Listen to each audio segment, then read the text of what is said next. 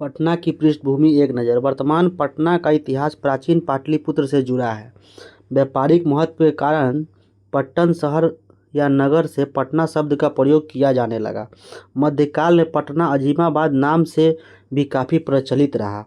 अन्य मध्यकालीन नगरों के समान पटना दीवारों से घिरा था, जिसमें कई छोटे बड़े दरवाजे लगे थे। पटना सिटी में पश्चिमी एवं पूर्वी दरवाजा आज भी देखा जा सकता है।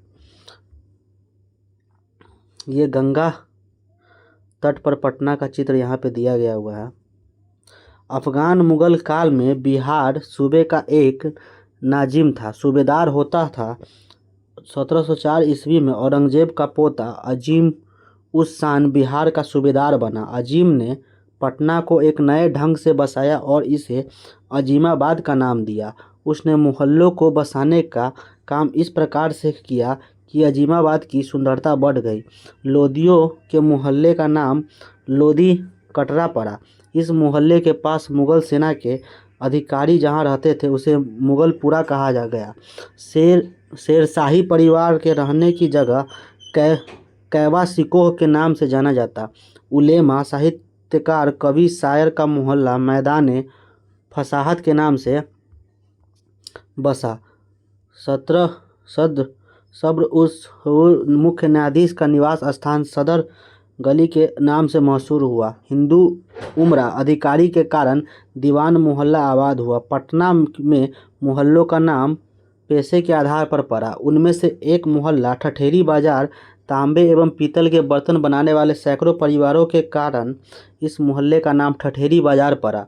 जिस गली में सेना के लिए तीर और कमान बनाने वाले रहते थे उसका नाम कमा नगर की गली कहलाता था। आज यह कमंगर गली के नाम से जाना जाता है। पान बेचने वाले मोहल्ला पानदारी, नमक का बाजार नूनगोला, चावल का बाजार चौहट्टा, गुड़ का बाजार गुरहट्टा आदि कहलाया।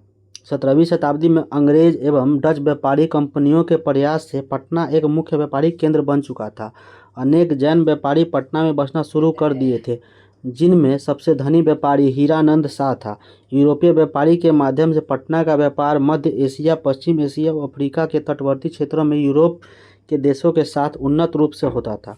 यूरोप के व्यापारियों की अभिरुचि सूती वस्त्र, नील एवं शोर की प्राप्ति में थी। अंग्रेजों द्वारा पटना सिटी के गुलजार बाग मोहल्ले में गंगा नदी के किनारे एक व्यापारिक कोठी 1620 ईस्वी में बनवाई गई थी। इस कोठी का मुख्य द्वार गंगा नदी की ओर था। यह कोठी ऊंची दीवारों से घिरी थी। पटना के से अंग्रेज सोरा प्राप्त करते थे क्योंकि यूरोप में इसकी खूब मांग थी।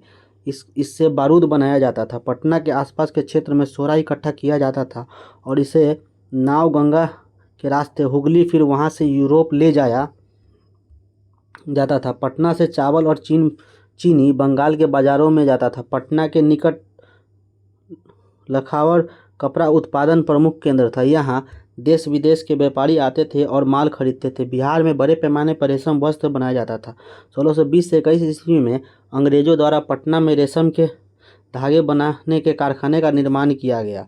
1580 ईस्वी में मुगल बादशाह अकबर ने टकसाल सिक्के बनाने का केंद्र की स्थापना की। 1705 में अजीम के समय में यहाँ बनाए गए सिक्कों पर अजीमाबाद शहर का शब्द प्रयोग किया गया।